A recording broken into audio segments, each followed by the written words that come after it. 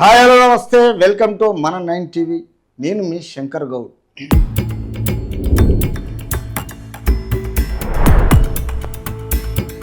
దళారీల రాజ్యం తెస్తామంటే ఊరుకోం. దళారీల రాజ్యం తెస్తామంటే ఊరుకోం ఎవరంటున్నారు?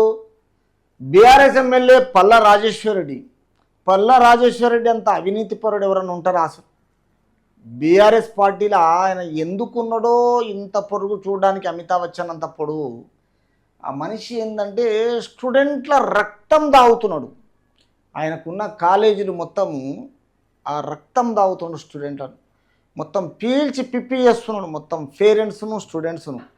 ఇక మెయిన్ పెద్ద దళారీ అంటేనే పల్లా రాజేశ్వరరెడ్డి అవినీతిపరుడు. ఈరోజు మళ్ళీ దళారీల రాజ్యం తెస్తామంటే ఊరుకోమంటే దళారీలు ఎవరు? దళారీలు ఎవరు?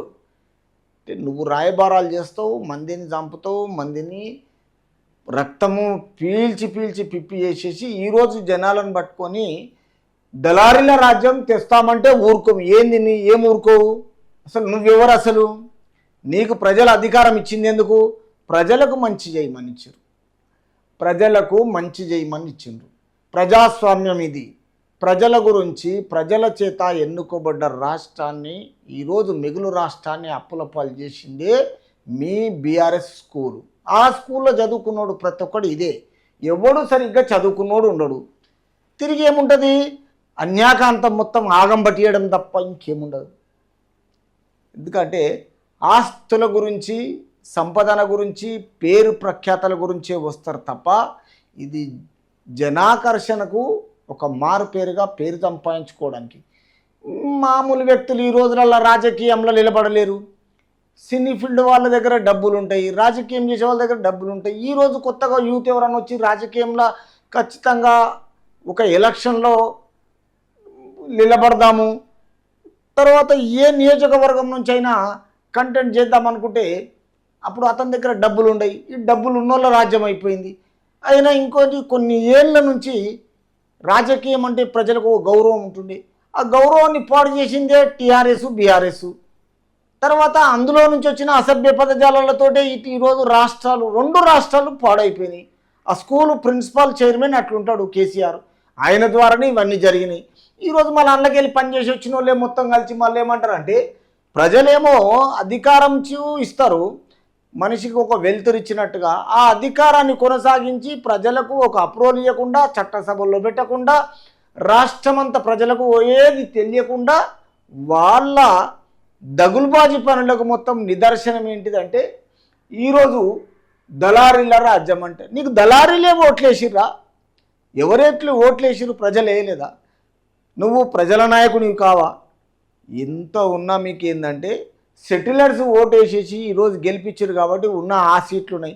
ఈరోజు కాంగ్రెస్ పరిపాలన బ్రహ్మాండంగా రాజకీయం ముందు పాలకవర్గం బాగున్నది కాబట్టి ప్రజలకు మంచి జరుగుతుంటూ ముందు స్టెప్ బై స్టెప్ అంచెలంచెలుగా రేవంత్ సర్కార్ ముందు తీసుకెళ్ళి ఈరోజు భారతదేశంలో ఎవరు చేయని కరెక్ట్గా 2 లక్షల రుణమాఫీని అమలు చేస్తున్నాడు. టైం అంటే టైంతో రాష్ట్ర పరిపాలన బాగుందంటారు ప్రజలు. మరి తిరిగి ఈయన ఏమంటాడంటే దళారీల రాజ్యం తెస్తామంటే ఊరుకోము. ఏంది? ఎవరు తెస్తున్నారు? దళారీల రాజ్యమే మీరు తెచ్చిరు. మీరు కబ్జాకోరులు. మీరు దళారీల రాజ్యం తయారు చేసింది మీరు. ఇలా మైనింగ్ అయినా మీరే, శాండ్ అయినా మీదే, అన్నీ మీవే. తప్పుడు తడకలు చేసి ఈరోజు మిగులు రాష్ట్రాన్ని 7 లక్షల కోట్లకు అప్పులు కట్టిస్తారు కాంగ్రెస్లతోటి. 7-8 నెలలు అయింది. ఈరోజు వాళ్ళ భారం ఎట్లయింది ప్రజల మీద అంటే ప్రజలకు డబ్బు చెలామణి లేకుండా ప్రజలు ఎంత ఘోరంగా బాధపడుతున్నారో ఈరోజు రాష్ట్రంలో అందరికీ తెలుసు. ఏముందంటే ఉన్న డబ్బంతా మీ దగ్గర జమ అయిపోయింది కదా. కోట్లు జమ అయిపోయినాయి, ఫామ్ హౌజులు జమ అయిపోయినాయి, ల్యాండ్లు జమ అయిపోయినాయి, ఇల్లు జమ అయిపోయినాయి, కాలేజీలు జమ అయిపోయినాయి. తర్వాత ఎవరి పడితే వాళ్ళు కబ్జాలు చేసుకుండ్రి గవర్నమెంట్ ల్యాండ్లు. తర్వాత తీసుకొచ్చి ఆ ధరని పెట్టేసి మొత్తం రాష్ట్రం అంతటా మొత్తం మీ పేర్ల మీద, బినామీల మీద చేసుకున్నారు.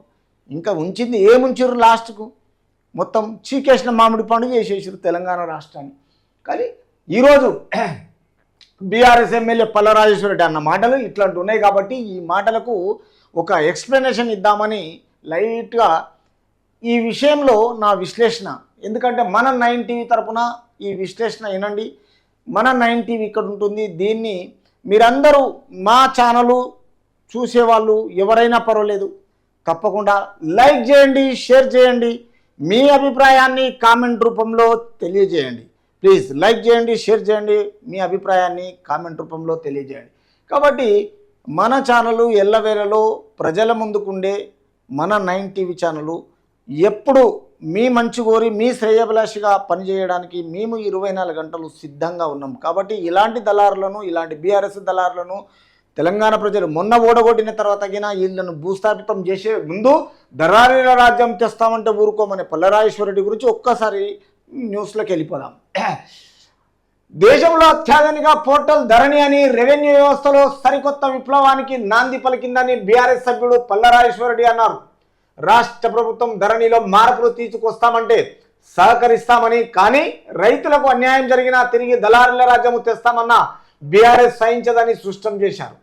అంటే క్లారిటీగా ఇక్కడ ఏమనిపిస్తుందంటే దేశంలో అత్యాధునిక పోర్టల్ ధరణి, ఎందుకంటే వీళ్ళు అన్ని ల్యాండ్ ఎక్కడెక్కడ తెలంగాణ రాష్ట్రంలో ఏడున్నాయి అన్ని తెలుసుకోవడానికి ఈ అస్సాంలో చేసిన ఈ ధరణి ప్రోగ్రాంను మొత్తం తెలంగాణ రాష్ట్రంలో తీసుకొచ్చి అమలు చేసిరు. కాపీ కొట్టడం వీళ్ళు చేయడమే, జీవితం అంతా కాపీ కొట్టడమే. ఎంత రెడీమేడ్ పరిపాలన వీళ్ళకి వచ్చింది. సకల జన సమ్మె వచ్చినప్పుడు కాంగ్రెస్ ప్రభుత్వం ఇచ్చిన ఆ తెలంగాణను పట్టుకొని ఈరోజు వీళ్ళందరూ కలిసి ఏంటంటే మళ్ళీ ఈ విధంగా ఇలా మాట్లాడుతున్నారు.